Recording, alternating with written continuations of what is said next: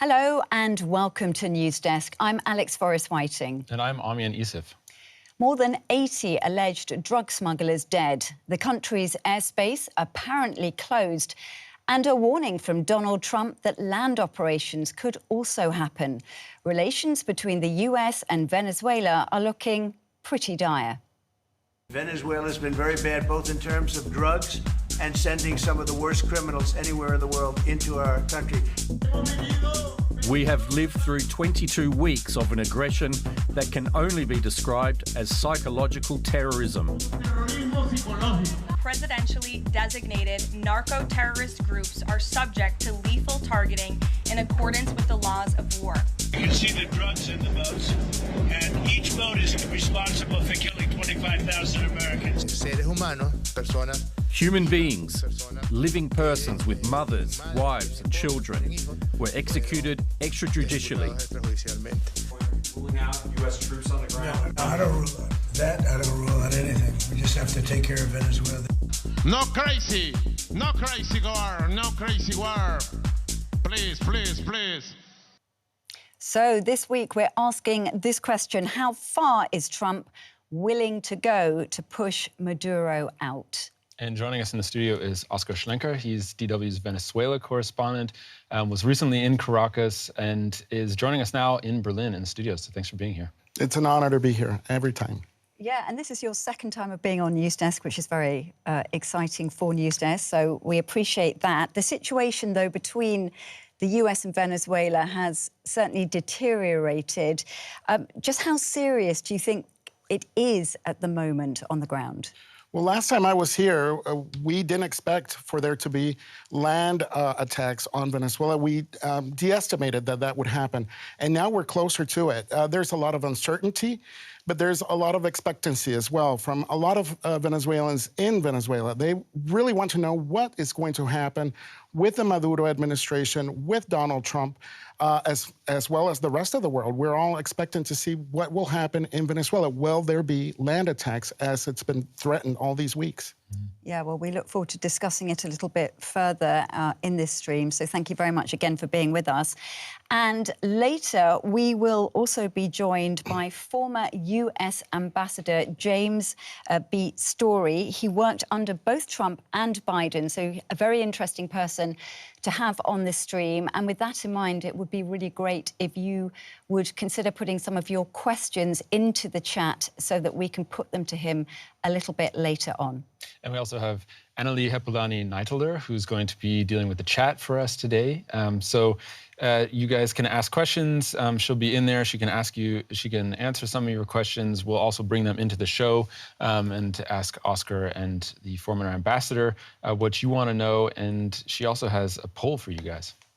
Yeah, so in our poll, we're interested in the question, what is the main reason Trump is pushing for regime change in Venezuela? And the options are stop narco-terrorism, as per Trump, regional security, access to oil reserves, or protect democracy. So we're happy if you take part in the poll and let us know in the chat.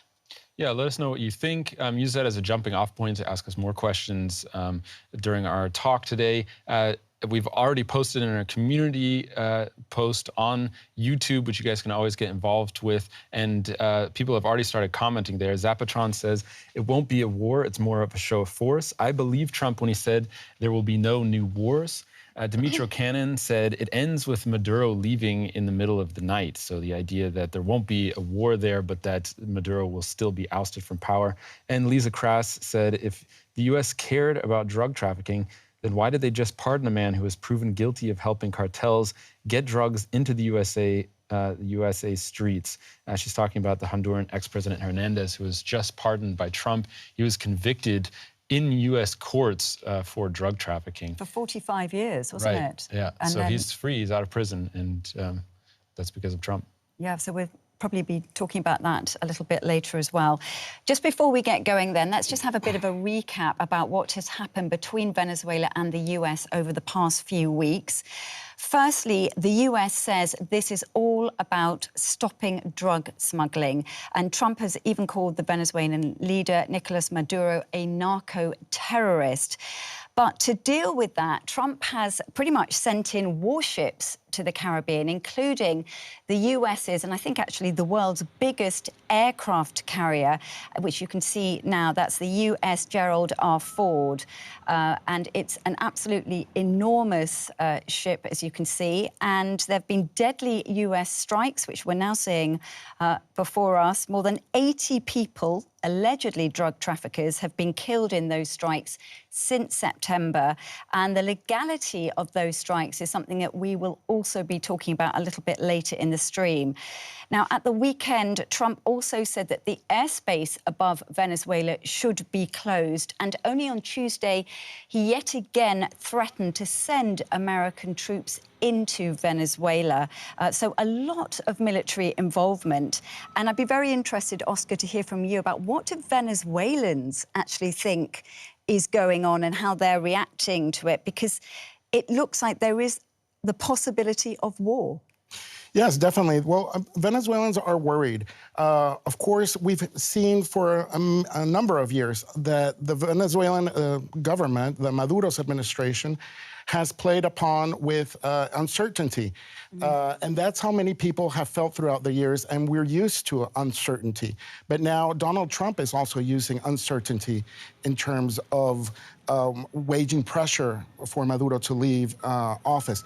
This uncertainty is slowly becoming into a real threat of military action in Venezuelan land.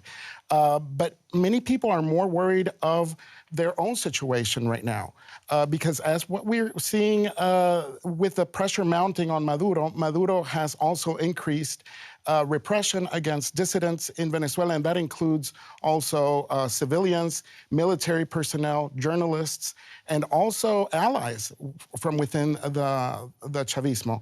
They have also been targeted. So we've seen a rise in repression behind all that dancing and all that singing. Yeah, we'll talk about that in a moment. Yeah. There is a very repressive government that many people are afraid of. So many people in Venezuela are wondering what will be if there is no change, if Maduro is kept in power. Next year, we are all expecting it to be very difficult for Venezuela, economically, politically, regardless of what the outcome might be. Because just to backtrack on that, 2024, you had an election and Maduro lost, but is still holding on to power, very much an authoritarian leader. And as you say, has been repressing people in Venezuela. So does that, despite what's going on with the US, I mean, does that make him slightly more popular in Venezuela, given the threats that are coming from Donald Trump, or are people just hoping that he will, go out the back door and leave power? Well, I think Maduro is still riding on Hugo Chávez's popularity, even 13 years after Hugo Chávez's death. He hasn't been a very popular leader, not even within Chavismo, and we've seen it with all the purges that he's done within the government throughout the years of his own allies. And the people that support Chavismo are very involved with the administration. They either work in the public sector or receive some kind of social benefits from the government. So, of course, we will see those people band together in support of Maduro, as well as the military, of course, because the military also receives a lot of benefits from keeping Maduro in power. And some of those benefits have to do with drug trafficking, illegal mining, people trafficking, corruption, contraband, and all these other criminal activity that is being put upon the military of Venezuela, which is going to be very hard if there is a new administration that comes forward.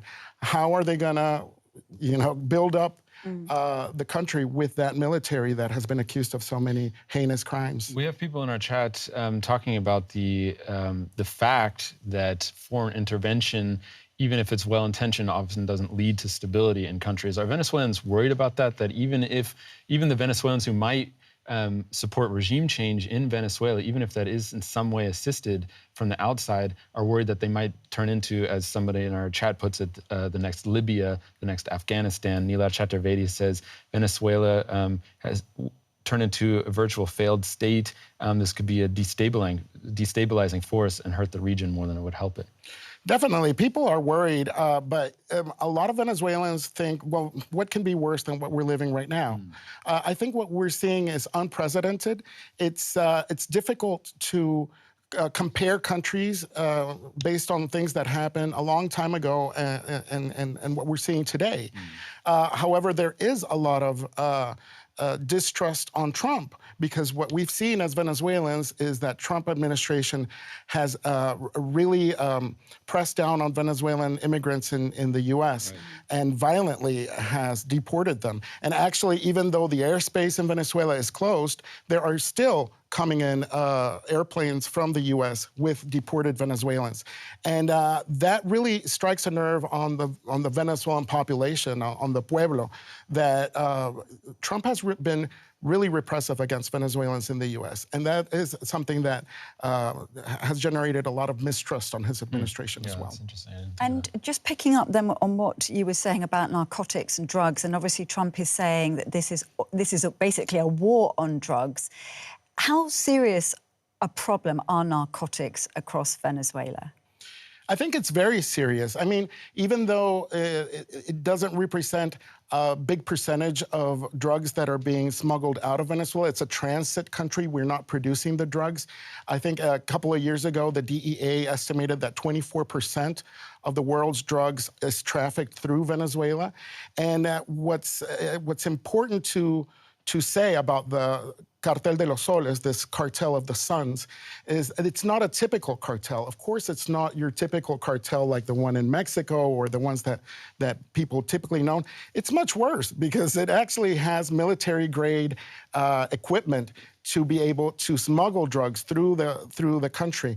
And that's the one that's been designated a terrorist organization by the United States. Correct. And just this week, the Wall Street Journal published a report, an investigative report on how these drugs are being smuggled into Africa and supporting West African jihadists into the drug trade that comes into Europe as well, which is much larger than the one that's going to the U.S. Yeah. So those issues do raise a lot of alarms in terms of what is Venezuela's involvement with the drug trade. And, you know, we always think about how the drug trade damages countries like the U.S. or Europe with drug addiction, which is very sad and very, we all regret. But how does it damage also poor communities in Latin America that are totally dependent on not only the drug trade to finance themselves, but are also subject to all the criminal and violent activity that goes on between turf wars and guerrilla warfare. We have seen several, for example, indigenous people being killed in the crossfire between turf wars in the Amazon region. And those are things that worry the population, NGOs, and a number of people that are working. Trump has accused Maduro himself of being a narcotics terrorist. Is he involved directly in the drugs trade, do we know? We have a lot of evidence supporting that fact. In 2015, two of Maduro's and Cilia Flores, the First Lady, her nephews, were arrested and were tried in the U.S. for smuggling cocaine in the country. And they confessed. There was a trial. They were in prison. And Biden, through a prisoner swap, let them go a few years ago. And just this year, after a long judicial battle, Hugo Carvajal, who was the chief military intelligence officer, very close to Chavez and very close to Maduro, confessed to drug trafficking charges in the U.S. and is serving time in the U.S. And that was a manhunt that involved Spain, involved Aruba for many years. And there's a lot of evidence proving his connections, and he was very close to Maduro as well. So yes, there are evidences of Maduro being involved and being and having some kind of income coming to him from the drug trade in Venezuela. I was just thinking that maybe it would be a good time just to have some kind of map, if you have one, available. Yeah. Or if not, what do you have on we your could screen? actually use this map. You can pull this up because we just heard that the Trump administration declared the skies over Venezuela closed. And you can see that here. If you zoom in, the flights, this is a flight aware, it's a flight tracker. And you can see that Venezuela has little to no traffic over it, flight traffic. And so you can see how Venezuela is at the very top of the South American continent and has basically ports that lead toward the Bahamas, toward Jamaica, toward Cuba, and then ultimately toward, this is where Florida is in the US. So when the US calls it the backyard, which is an imperialist term invented in the 19th century, what they mean is that it really is very close to the United States. And the allegations are that the drug trafficking coming from Venezuela is stopping off at islands here. The Trump administration has said that the drugs are then intended to go to the United States, but most reports say that over 90% are stopping off in Caribbean islands, and then they're headed to the African coast, where then they're smuggled into Spain, or they're headed directly to a new route that goes through Belgium and the Netherlands. And that's the cocaine traffic. We're not talking about fentanyl here. We're talking about cocaine that's usually farmed and processed in Colombia, then goes through Venezuela. Yeah, so that's good just to see where it is in relation to the US and in relation to the rest of the region as well. Just returning now to Maduro himself, and you just mentioned a little bit earlier that he, despite all the dancing, etc., he, there are serious problems and he's not popular. We have actually got him at a rally earlier this week where he does seem to be really playing to the crowd, as we see him there dancing, I think, to techno music. He doesn't look like the man who's got a $50 million bounty on his head, which is what Trump is now offering for him. He does seem like he's still enjoying it, but are you saying that that is all a show and that actually underneath he's not relaxed and he will be fearful because everything has escalated so much? Yes, we've seen that in the past even. I mean, I remember in 2017 when there were these massive protests against Maduro, he went out on TV dancing while people were being killed and repressed in these huge marches against him. When he goes out to dance and sing and tries to make a show to seem more vulnerable, there is a whole repression apparatus being put on display behind the scenes that really affects the Venezuelan people. I mean, we have, the Germans coined the term Sippenhaft. They detain family members of opposition leaders that are hidden or outside of the country. These are innocent people. We have more than 1,000 people that are political prisoners in Venezuela. After last year's elections, it rose up to 2,000 detainees. So this is something that Venezuelans, when they see on TV, they're really fearful of it, because it might seem very, not very offensive, but it quite is, as we know the backstory. Do they see him legitimately as their president, given what happened in 2024 in the election that he did lose? Well, most Venezuelans don't. They say they've already voted out for regime change last year. And that was something that even impressed the media and colleagues and journalists. We didn't think that after everything that has happened over the years, the opposition can band together again and really vote for a democratic change in the country, because people were disillusioned by what happened in 2019, which was the first time that Trump tried also to support the opposition in Venezuela. And a lot of the opposition people felt betrayed by the opposition then.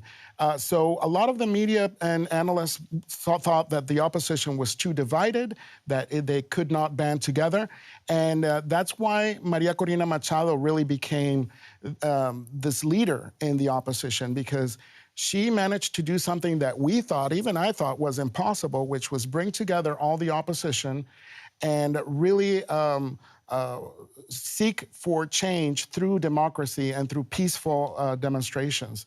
And that's why she received the Nobel Peace Prize. Yeah. But it has gone beyond just peaceful demonstrations in Venezuela, right? Because of the allegations of stealing the elections, which have been basically corroborated by international organizations. The opposition has gone further than peaceful protest. There was the uprising attempt in 2019. This is not pinned to the opposition, but there have been multiple apparent coup attempts in Venezuela. One American citizen even tried to invade Venezuela, which was kind of a laughable exercise in the coup attempt. It completely failed, but at the same time, Maduro is facing actual threats from plotters. President Trump also he said he gave permission for the CIA to conduct covert operations there. In the end, does this give Maduro fodder to say that his crackdown on the opposition is legitimized if he does face actual coup attempts? Well, there have been failed coup attempts. We've registered hundreds of coup attempts that he has said. A lot of them have been faked. Some of them have been actual real attempts on him.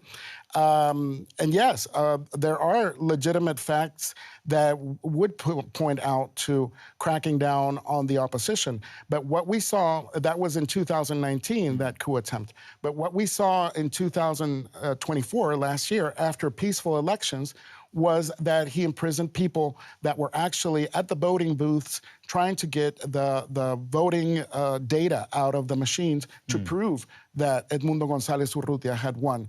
So these people were not doing anything violent, and they were, in fact, imprisoned. Some of them are still in prison. Minors were imprisoned. And, you know, these allegations also involve torture and a number of crimes against humanity that are being reported by the UN and by the International Criminal Court is investigating, and a number of international human rights associations have also denounced as crimes against humanity. And that's one of the things that Maduro wants out of his case if he ever leaves the office or steps down. It's one of the things he asked Trump, you know, I don't want any of these cases of crimes against humanity against me. This is in this phone call that we know took place last month. Amien Essif from International Crimes. Okay, thank you very much for that, Oscar, because we just want to move on to our next guest who is joining us now. Just a reminder of what we're talking about. We're discussing Venezuela and the situation with the United States and asking just how far Trump is willing to go to push out Venezuela's leader, Nicolas Maduro. Joining us now is James B. Story, former ambassador, US ambassador to Venezuela. He served under both Donald Trump and Joe Biden. Ambassador, thank you so much for being with us. It's really great to have you on our stream. I know that you were based in the capital, Caracas, for some time, but then you had to move to Bogota. Can you just explain to the audience why that happened, what the situation was like between the US and Venezuela? Certainly, and thanks for having me on. I'm sorry I came in a little late. I missed the conversation, but it sounded like a good one. You know, I got there in July of 2018, and in January of 2019, Juan Guaido assumed a vacated presidency according to the Constitution of Venezuela. We were the first of 60 countries to recognize Guaido as a legitimate president of Venezuela, and immediately Maduro told us we had to shut down the embassy and leave. But since we no longer recognize Maduro as a president, I convinced Secretary of State Pompeo to allow me to stay behind. I got the families out, but I stayed behind with a couple of folks, the Marines and diplomatic security. And we hung on for about 2 months before we eventually had to leave in March of 2019. Then we set up shop in Bogota, Colombia, because we were able to engage really directly with the legitimate government, the democratic opposition, if you will, who could come across the border quite easily at that point in time and engage with us. So we were there, and I had that role until May of 2023.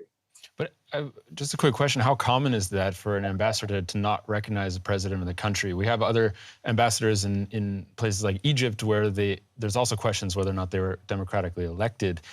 So why was the decision made to single out Venezuela as a country where we don't recognize the president? Yeah, well, in the case of Venezuela, there was a constitutional reason by which we recognized a president, which was Juan Guaido. But you're right. Normally, we don't recognize presidents. We recognize governments. We normally don't go this route. We obviously saw this as an opportunity. The President Trump saw this in his first administration as an opportunity to change the direction of Venezuela by supporting the legitimate actions of those in the National Assembly, which was the last legitimately voted in and recognized institution in Venezuela. But you're exactly right. This is a little sui generis. I think most of what I did over a period of time was sui generis. I don't recall another situation in which the chief of mission hung back with Marines and diplomatic security, and the kind of nominal head of government sent colectivos to threaten them. Right? I mean, it's pretty rare, I'd say, set of circumstances, but completely legitimate and constitutional in the eyes of the Venezuelan constitution. And that's where the focus on this whole conversation is. What do the Venezuelan people want? What does their constitution say? And what end result will be best for the Venezuelan people and the region? We want to talk a little bit more about Venezuela and the people in a moment, but I just want to backtrack, first of all, and talk about what has been going on over the past few weeks, and particularly the past few days, with the US and its military involvement in the Caribbean. The US, Trump, say that the US is acting in self-defense by destroying boats and lives. We have to remember as well, as we've already said, up to 80 lives since September, and that's off Venezuela. An enormous military exercise. We've talked already about having the largest aircraft carrier of the United States, and in fact of the world, based in the Caribbean. And this is all supposed to be because of a narcotics mission. I mean, can we be honest here? Is that really the reason why the US is putting so much military force and expertise in that region, or is there more to it? Well, there's more to it. I ran counter-narcotics in both Colombia from 2010 to 13 and the Western Hemisphere from 13 to 15. We digitalize cases. We capture these boats because we're able to track then the phones and the pocket litter, and we're able to figure out who's responsible for narcotics trafficking. We build big cases. The type of big case that led to the arrest and conviction of Juan Orlando Hernandez, the former president of Honduras, who was just pardoned. Those are the cases that we go after. Now, can these forces be helpful for counter-narcotics? Yeah, sure. But as I've stated previously, it's like cooking an egg with a blowtorch or killing a mosquito with a shotgun. It makes very little sense. They're really there because of Venezuela. Now, if you extrapolate this idea that if the Cartel de los Soles is a foreign terrorist organization that traffics in drugs and is made up of members of the military, and the military is under the direct control of Diosdado and Nicolas Maduro. Therefore, they're the titular heads of a foreign terrorist organization that traffics in drugs. So it is a counter-drug operation, but its purpose is not counter-narcotics. Counter-narcotics purpose would be additional white holes, what we call Coast Guard cutters, additional cooperation with the region. It wouldn't be sending an aircraft carrier. It really and truly is swatting the bug with a nuclear weapon. It doesn't make any sense. I mean, whatever analogy you want to come up with. Right? Yeah, and just, the legality of it, which, of course, everybody is talking about at the moment, particularly with that, the so-called the double tap, this double strike on a alleged drug trafficking boat on September the 2nd. We've got pictures now. This is what Trump himself released on Truth Social. This is just the first strike. We didn't see the second. But now we're having many questions, and the White House is really being put under pressure about this, about the 2 survivors who were targeted in a second strike and killed. I mean, what is your take on this, given the fact that we've now got Republicans as well as Democrats really asking the White House about the legality of this? Is that a war crime? Well, listen, I think I don't want to bore your viewers here, but we should talk about the U.S. Constitution a tad. And the Article 1 power was specifically given to the Congress. Article 2 is to the executive branch. The Article 1 power to Congress includes the use of military force. It's authorized use of military force. It was further redefined in 1973 through the War Powers Act. So there are questions that Congress needs to take up. And as you rightly point out, there are members even of the president's party who are now saying, wait a second, what's going on here? I also find it not entirely likely that Admiral Bradley was the sole decision maker in hitting the first boat the second time. And going back to the reason why you judicialize these cases, I mean, you do it, you capture these people, you interrogate them, for lack of a better term. You judicialize the case, you work through the case, you do the DNA analysis of the cocaine to figure out where it came from. We can actually do that. And you figure out where the money's going and where the institutions are being undermined. And that led us to Juan Orlando Hernandez in Honduras, for example. And it's led to many other people as well. I want to get the money, the dirty money out of Brickell, out of Miami. I want to get the dirty money out of Berlin. There's dirty money everywhere. I want to get the dirty money out of Medellin. I want to go after the organizations that undermine democracies across the region. So as a former ambassador then, I just want to press this. Does this make you feel uncomfortable what the administration is doing now? Well, I've stated from the very beginning that this wasn't an anti-narcotics mission. It was more an anti-Maduro mission. I've been very clear on this point. I've also been very clear that it's a net negative to destroy these boats. Now, nobody's sympathetic to the plight of drug traffickers, but these are suspected drug traffickers. We haven't seen any intelligence. I think we need to have some intelligence. I mean, if we can release intelligence on Russia's invasion of Ukraine in advance of the invasion, I think this is another instance where we should. And we are putting at jeopardy our relationships in the region because we live off of the intelligence that's provided by others. We get much more intelligence from Colombia than we give to Colombia. And we work in partnership. We have 20 partner countries up at the Joint Interagency Task Force South in Key West. That's how we go after organizations. That's how we go after and get rid of bad actors such as Juan Orlando Hernandez. So yes, I think we should be judicializing these cases. And let's call it what it is. This is pressure on Maduro. I'm glad for it. The Venezuelan people voted him out of office. He refused to go. He stays on as if he's some Pablo Escobar-esque figure. It's a criminal organization masquerading as a government. Its time is over. Now the question is, well, we have these forces in the region. What comes next? Well, that's a good question. A lot of our people in the audience are asking, what is the motivation? I mean, you said yourself that you could extrapolate the argument that it's not about limiting narcotics coming across the ocean to the United States, but that if you say that Maduro is the head of a criminal organization, therefore the U.S. has the right, out of security reasons, to topple him. But people are also asking if the anti-Maduro stance is the reason why the U.S. has interests in Venezuela. A lot of people are pointing to oil here. Venezuela has the largest oil reserves on the planet, even larger than Saudi Arabia, larger than the U.S. So that's one thing that's come up in our chat, if that is one of the motivations. Trump has before said that he is interested in Venezuela's oil.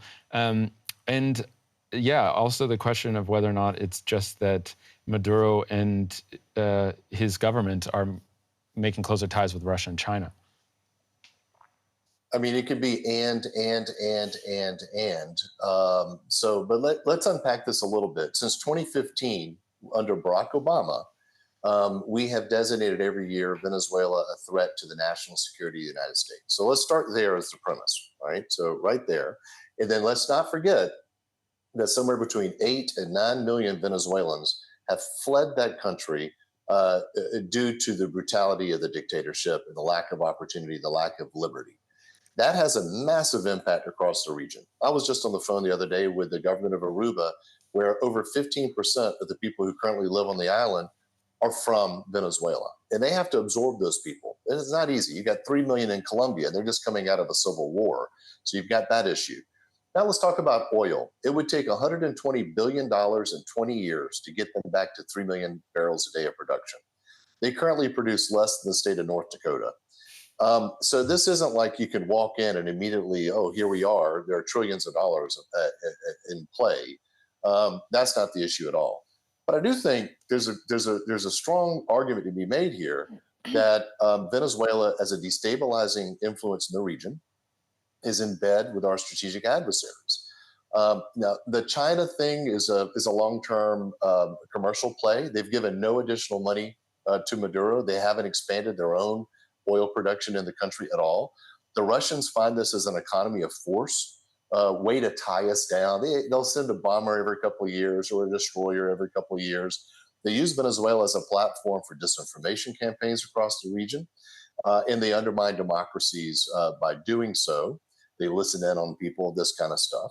And again, ties us up a little bit. The Iranians have definitely gotten more involved. They've provided certain weapon systems to the Venezuelans, armed drones, missile boats. That's concerning. But the big player here is Cuba. The big player is Cuba because Cuba has largely colonized Venezuela. They receive the hydrocarbons for free. They live off of that largesse from the Venezuelan people. While the Venezuelans starve, they're getting free oil. And for the Cubans, this is an existential threat. So you have a destabilizing influence. They allowed the FARC-D and ELN into the country. They've allowed Hezbollah into the country. They provided fake passports to international terrorists. And they pushed out 8 or 9 million people who most of whom are great people, but those are people who need food and clothing and housing and medical care and all the rest of it. That is a big task across the region. So they could be across the board. Let me just bring in Oscar then in reaction to what the former ambassador just said. Yeah, well, I agree with Ambassador's story. I mean, we have seen that all the countries in South America have taken in all these immigrants and in a way have had to restructure their judicial systems to accommodate all these influx of Venezuelans because they didn't have immigrants until this historic migration that we've seen in the region. With those 9 million Venezuelans that have left, there are a lot of criminal activity. We've seen El Tren de Aragua has deployed different sections of their gang in different cities in South America. Now, I do not agree with the claims Trump has made that the Maduro regime actually deliberately sent criminals to the U.S. and people with mental disabilities. I think there's no proof of that. The colleagues that I've talked to that have done investigative reports also have said there is no proof of that. But there is a lot of bad Venezuelans that have gone in this influx, and I think it's just a coincidence of this great migration that we've seen in the region. I just want to get back to Trump again, Ambassador.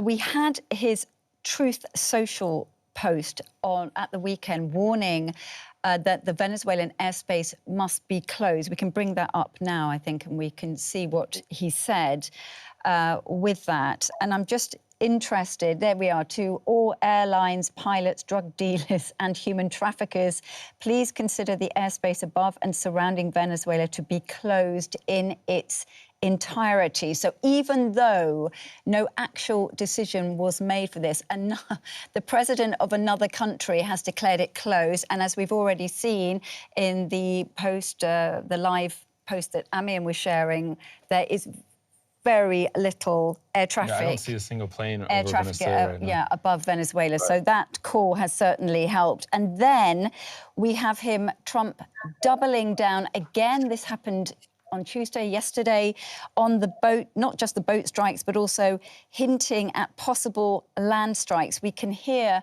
from Trump now speaking yesterday. Let's just hear what he says, because I would love to get your take on that. All I know is this: every boat that you see get blown up, we save 25,000 on average lives. 25,000 lives. They've been sending enough of this horrible fentanyl and other things like cocaine and other things. I can say this, I want those boats taken out. And if we have to, we'll attack on land also, just like we attack on sea. If we have to, we will attack on land. Where is this going, do you think? To an attack on land.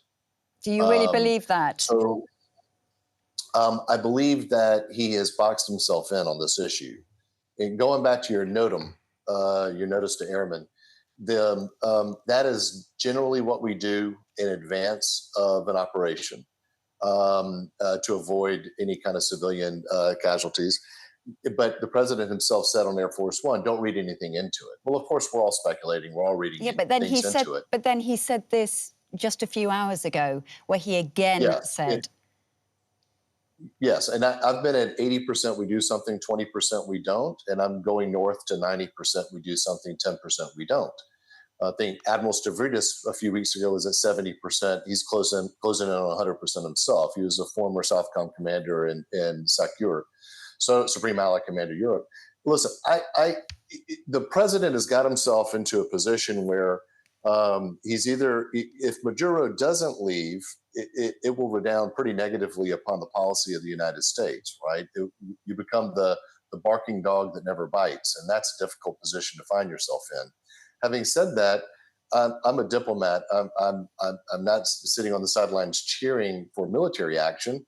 I would love to see a negotiation in which Maduro would leave. The problem is that Maduro's idea of dialogue is monologue. His idea of negotiation is to kick the can down the road and stay in power ad infinitum, as is evidenced by the alleged asks that he had during the call with Trump, which were roundly dismissed. Now, what an action looks like could take various forms. It could be against a clandestine airstrip south of Lake Maracaibo in Zulia. It could be a FARC-D or ELN encampment, something we have done, frankly, together with the Colombians for years without much fanfare. Or it could be a directed attack against a figure such as Diosdado Cabello, who I would submit is no different than Soleimani from Iran. He runs the internal security forces. He was responsible for the kidnapping of American citizens, their torture as well.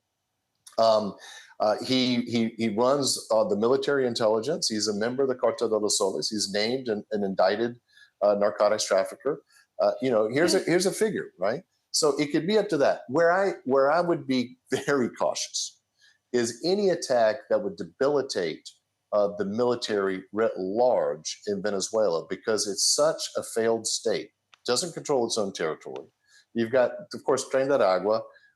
You've got the Cartel de los Soles. You have the FARC-D, the ELN, Hezbollah, and 1,000 other names that nobody's heard of. The colectivos even, and those respond to Diosdado Cabello. These are, it's going to require the military in a transition and after to help secure the peace in Venezuela. So we could destroy their military in a couple of hours, their offensive capability. That's not the hard part. Ambassador, the hard part is what comes next. Yeah, exactly. That's what I wanted to ask, Ambassador. I'm just very, very curious to know, would the U.S. stay in Venezuela to reshape that new regime that they're voting for, or they're vetting for? What would that look like? That is exactly the question that I've been raising, and the point that I've been raising by doing these interviews is I am very hopeful that we're thinking this one through. Now, there's some lessons we've learned in the past. De-Baathification from Iraq. That didn't work, so we better be careful not to do a pacification, if you will. I guess I just coined a term. Just because you remember the PSUV doesn't necessarily mean you're a bad person. Just because you remember the military doesn't necessarily mean you remember the Cartel de los Soles. They're good people there, and I hope they're being identified. Now, I don't believe that Venezuela becomes Haiti or Libya, Iraq, or Afghanistan. There's no reason to think that. One, there's a national ethos. There's not a sectarian divide. There's not a religious divide or a national origin divide. There are many things that unite these people. Second, they overwhelmingly voted for Edmundo Gonzalez in the last election. The people are tired of Maduro. And third, they are awash in national resources and an educated population. which would enable them to rebuild, reconstruct, reinstitutionalize the country during a transition. That's going to be the key part. 25 years of systematic destruction of the institutions of state need to be rebuilt. Now, we have a role to play here. Colombia has a role to play here. And what concerns me, going back to the question earlier about going it alone and blowing up these drug boats, is we've created such a problem between President Trump and President Petro. And Petro is responsible for creating this problem because he thinks he's going to help him politically in the next election cycle. Even though he can't run, he wants his political movement. So he's gotten into this public spat with the President of the United States. But we need to have a good relationship with Colombia, or we're going to find that border area extraordinarily difficult. When I was in Afghanistan, I was on the border of Pakistan, about 15 kilometers inside of Afghanistan. And every day, the Taliban and the Haqqani network would use it as a way to attack us across, and then run back to safety.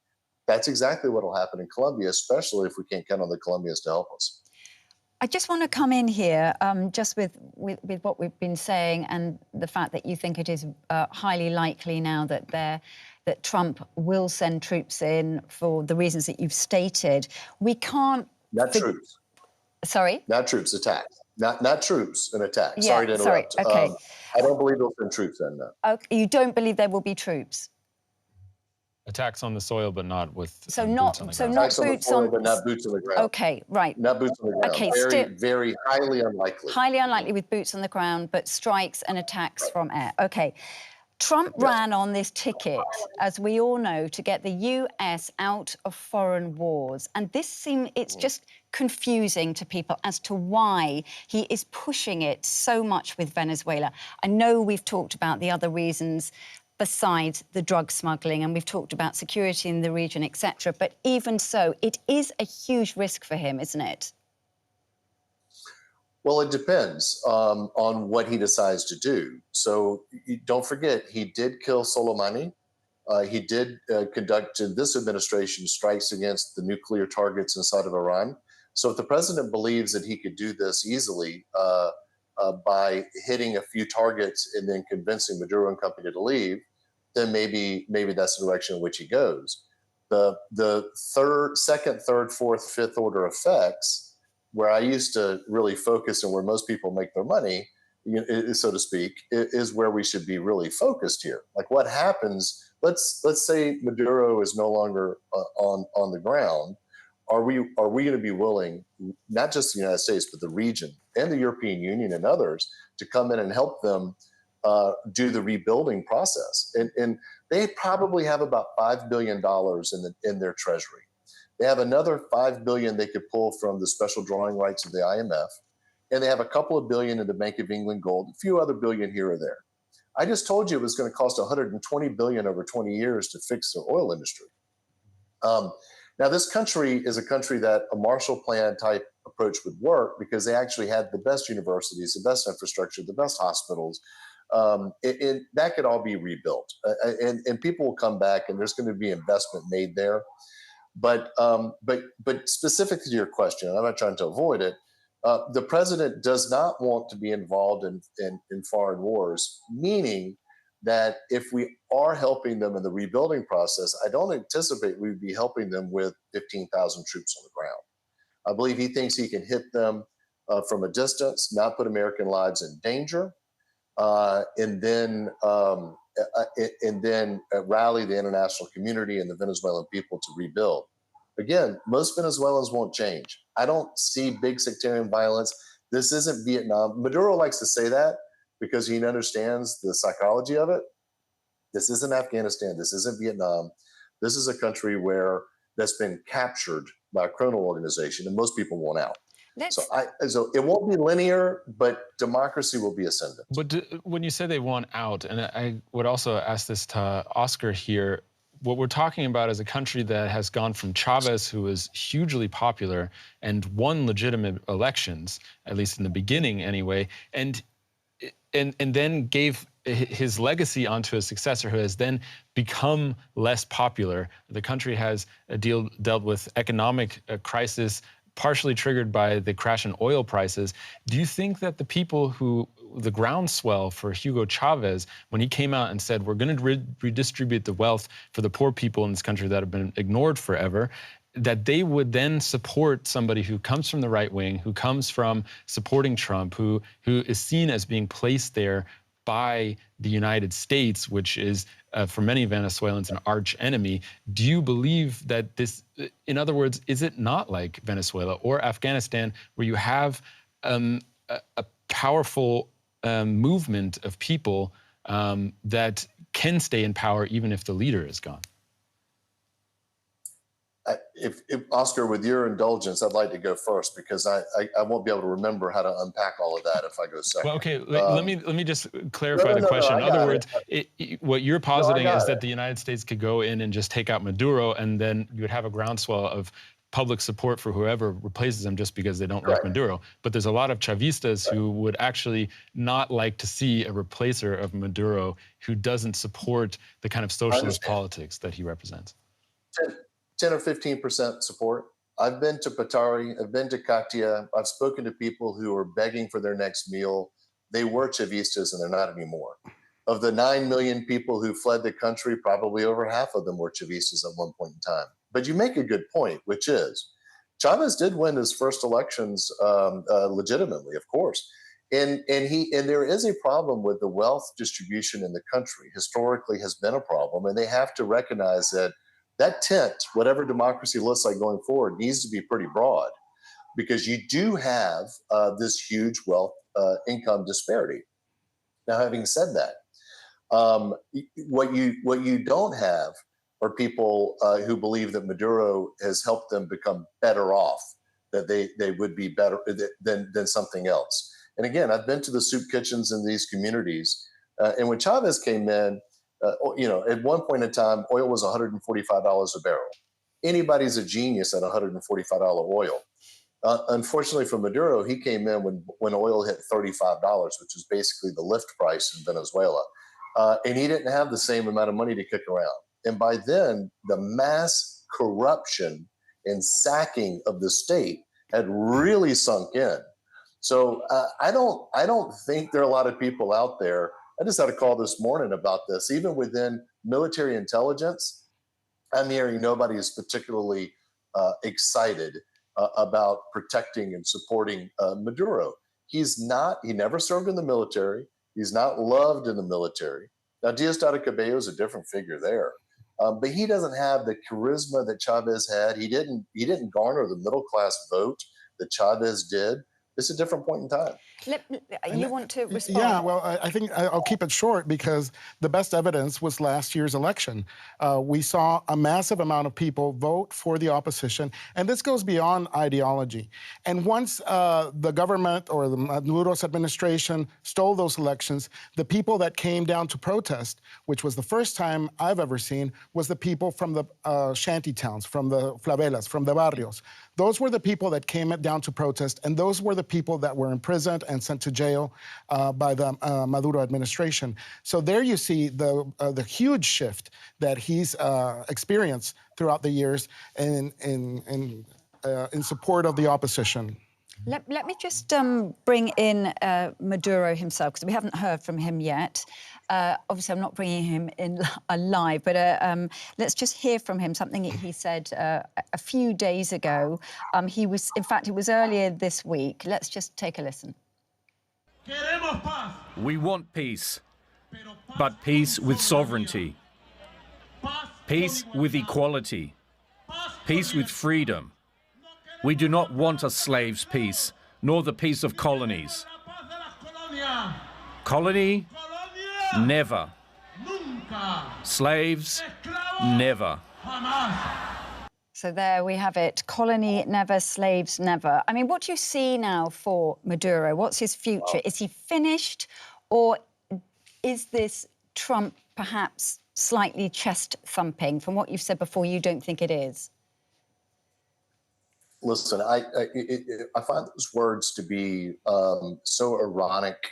They are a colony. If you look at the definition of colony, they're a colony of Cuba. And the idea of slavery, I once had a conversation with the vice foreign minister for the Americas. And I said, hey, do you receive this clap box, the free food or subsidized food? He said, yeah, he said he received it, a vice minister of foreign affairs. And I said, I can't really tell the difference between that and slavery. When you are bound to the state just to be able to get enough calories to live. And his reaction, let's just say, wasn't pleasant because I struck a nerve. So the fact that Maduro's out there saying these things, he doesn't have peace either. Ask the family of Fernando Alban, who was thrown from the 10th floor of the Helicoide. Ask the family of Capitana Costa Revelo, who begged for his life during a judicial hearing and died later that evening. Ask the family of General Baduel, who died in prison in Ramo Verde. Ask Leopoldo Lopez, who spent 7.5 years in jail. I mean, come on. There is no peace. He's at war against his own people, and they voted him out of office. They are a colony. They're a colony of Cuba, and they are, frankly, slaves to the system. Ambassador, I just have a quick question. Do you think that with Maduro out of the picture, it will be a domino effect on Nicaragua and Cuba, as many people are pointing out in the region? I believe that there are some people in Washington who view Caracas or view Havana through the lens of Caracas. You'll recall in the early 90s, at the end of the Soviet Union, Cuba went through the special period. They are really in a bad place right now economically because they haven't invested in any of their infrastructure, and they are living off of free hydrocarbons from Venezuela. Whether or not this means that they are going to somehow, liberty is going to break out in Cuba, I don't know. I think some people believe that it's possible that this will redound, or this will end up in that way with a domino effect. I won't say it because it's not polite. It's in Spanish as well, but there's a capacity for suffering of the Cuban people, which is pretty infinite. I'll put it that way. I just paraphrased it. So I don't know if with or Venezuela then Cuba, that I don't know. But I can tell you that some people perhaps view it that way. We've been having a really interesting conversation about whether or not Venezuela would be better off without Maduro and his government. But a lot of people in our chat are asking a question that's related to why we're talking about this now, which is that the Trump administration has threatened regime change in Venezuela. Nilan Chaturvedi asks, even if allegations against Maduro are real, does that justify U.S. actions which are blatantly illegal, he says? By this logic, anyone could invade any country on any pretext. So do you make a discrepancy between calling for regime change through democratic means in Venezuela or through diplomatic means, and regime change that involves gunboats and other violent actions? I mean, I don't know where to begin with that either. They had an election. He made a mistake and allowed the opposition to have an election. Not only that, he didn't allow Maria Corina Machado to run in the election. He didn't allow her chosen replacement to run, who had never held public office. Right? They never explained why she wasn't allowed to run. And they finally made the mistake of allowing Edmundo Gonzalez to run because they said, well, here's this retired diplomat who doesn't have a lot of charisma. There's no way he's going to win. And he mopped the floor with them. So are we supposed to ask for another election? Well, okay, let me choose another word. And I want to add, let me just add one more thing to the point from this person. There is a direct destabilizing influence in the region. This isn't just about Venezuela. It's about what's happening. Oscar mentioned this, but changing judicial systems in other countries, the increase in criminality and illegality, the undermining of institutions across the region from narcotics trafficking. It's a real and present danger as of 2015 when we announced that under Barack Obama. So this isn't a question of we don't like them, so let's use guns. I mean, that's a tautological argument that your person has put forward. There was an election. Okay, but that's a different question. My question, maybe I chose the wrong word, not through democratic means a regime change in Venezuela, but through respecting national sovereignty, because there is an international law that says countries are not allowed to get involved in other people's domestic affairs. That would be a case here where the U.S.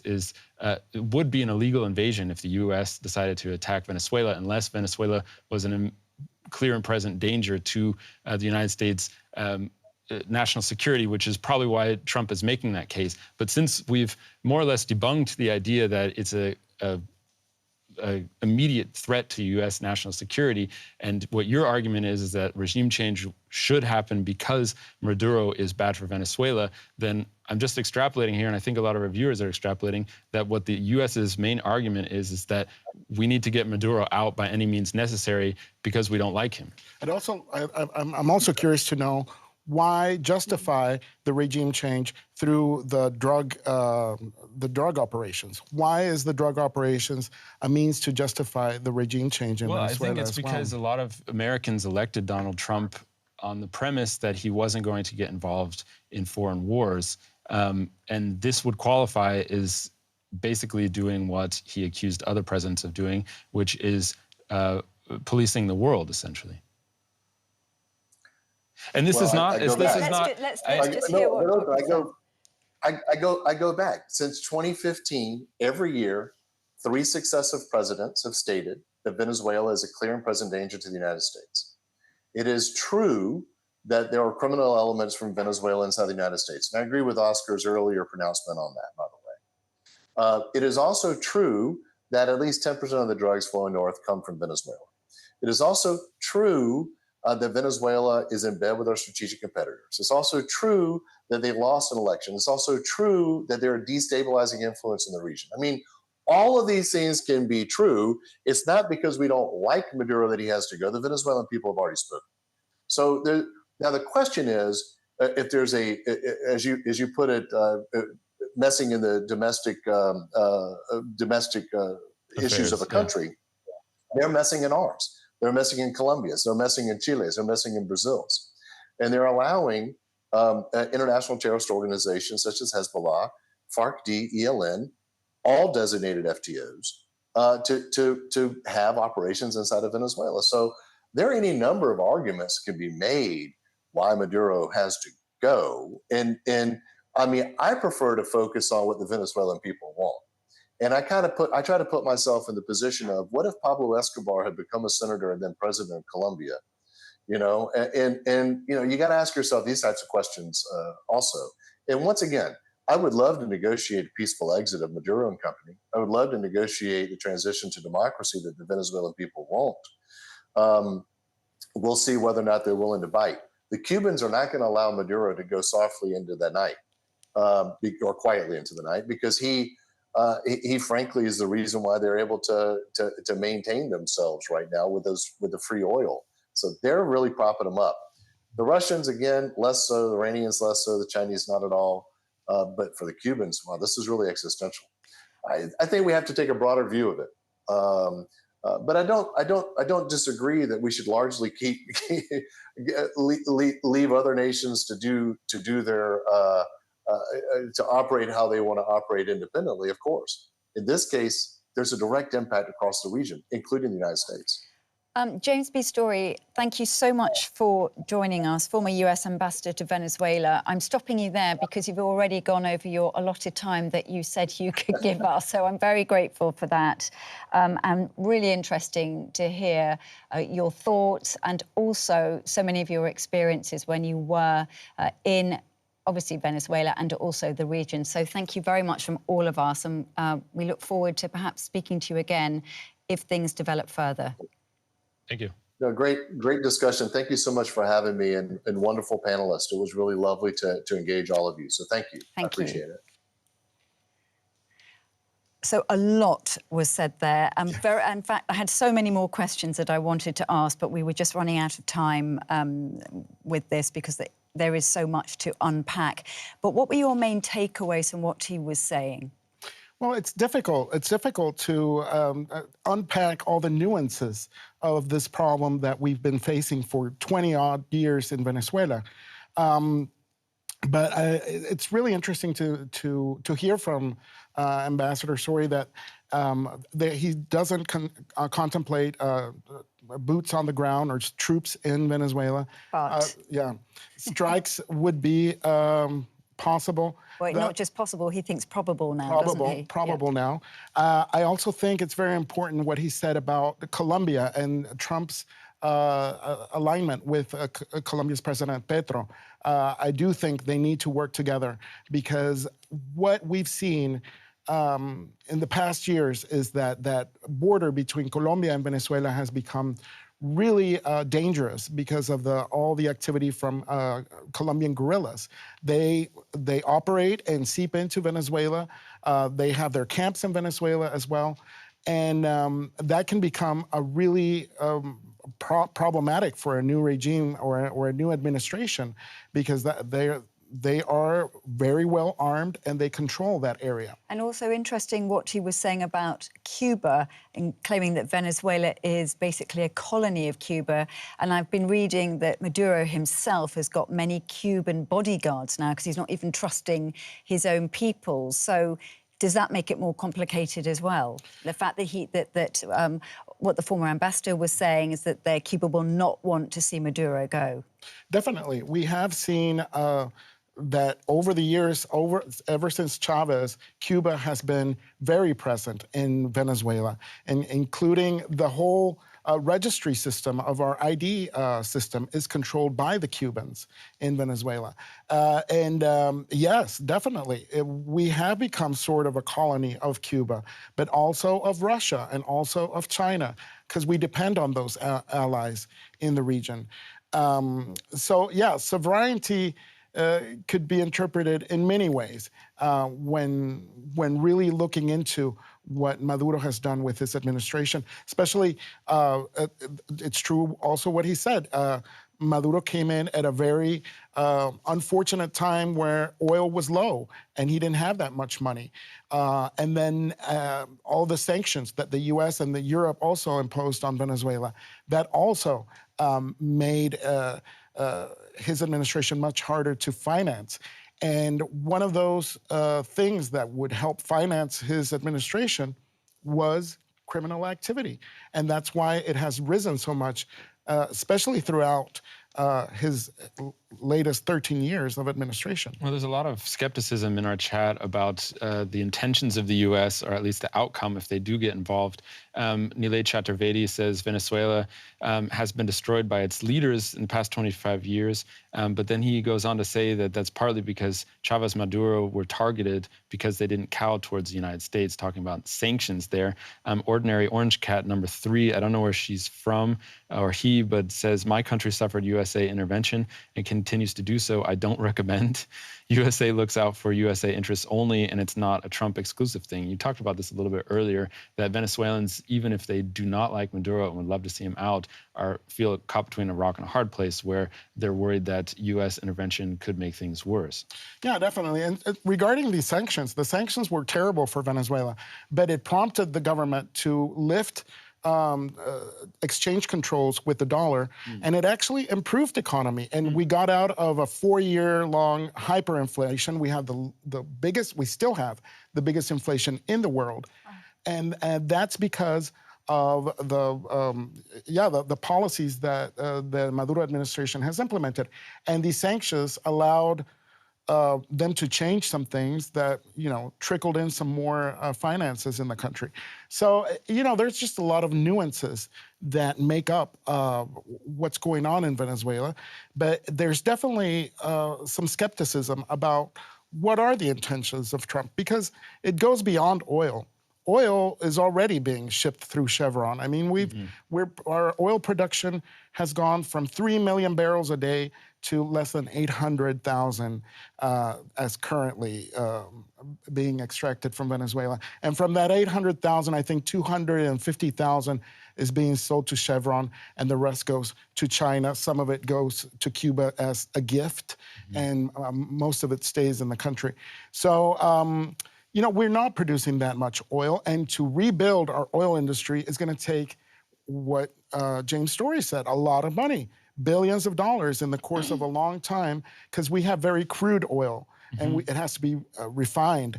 And our refineries are not apt right now to do that job.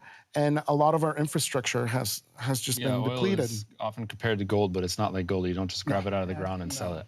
And we do have a lot of oil, gold, too, which prompts illegal mining. That's a whole nother, we could do a show about illegal mining as well. Especially with the gold prices. Thank you. And also to everybody who's been commenting. And again, another reference to the fact that Trump did pardon the former president from Honduras just yesterday, a convicted criminal. He was serving 45 years for drug smuggling, and so the whole, what they were saying as hypocrisy of Trump here. Lots more to talk about. I think we just need to pause it there. I would love to know what the poll result is, Analie. Yeah, for sure. So we asked what is the main reason Trump is pushing for for regime change in Venezuela, and 14% say it's stop the narco-terrorism, 15% say regional security, 67%, and that's the majority, say it's access to oil reserves, and 4% believe it's to protect democracy. Very interesting. So they think it's oil, a clear winner. Yeah. Despite what you were just saying then about the... I mean, oil is also an interest.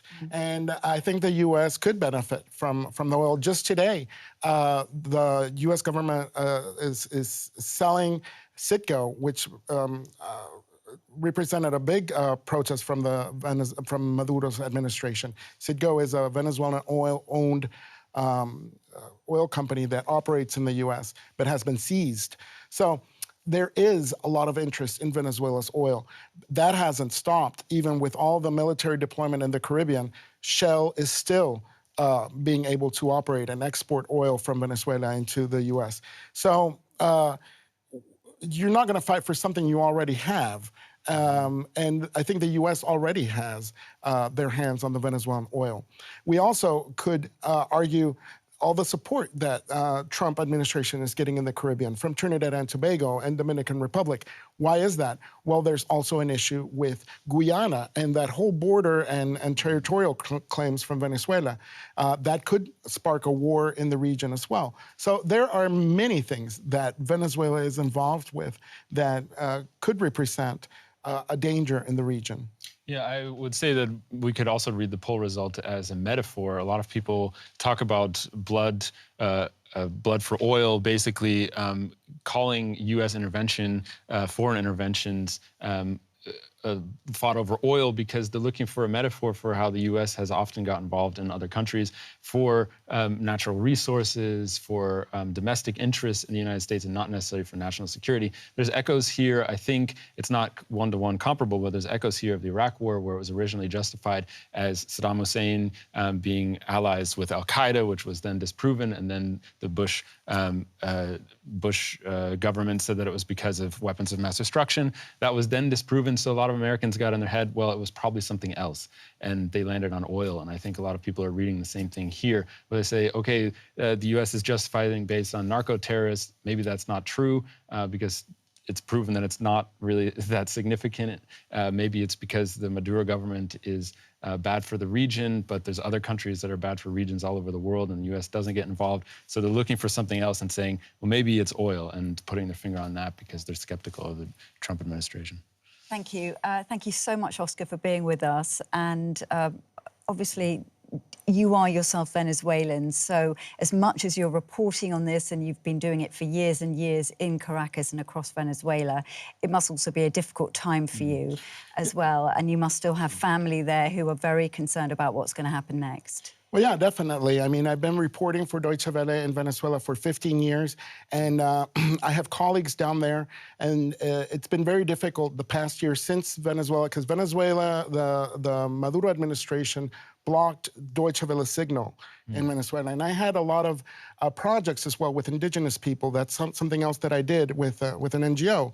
And when I would go to these indigenous communities far deep in the Venezuelan country, most of them said, why isn't Deutsche Welle on anymore? Because we watched that. That's the only way we could inform ourselves, because they've completely taken over the media, the Maduro administration. So I just want to say that Deutsche Welle is an important medium for poor communities in these countries where no other channel or information can get through. And that's why I valued my work as a journalist for Deutsche Welle. And I am happy to continue it here in Berlin until I can go back. Thank you very much, and thank you for being with us. And we are very happy because I don't think this is going away anytime soon. Thank you to everyone who joined us for this stream. Thank you for your great questions and your comments as well. And of course, we're going to be back next week. We always post a topic on our community post in YouTube. You can go to that link and you can comment there and already get the discussion started before we even go live. Great. We will hopefully see you next week. Thank you very much for joining us.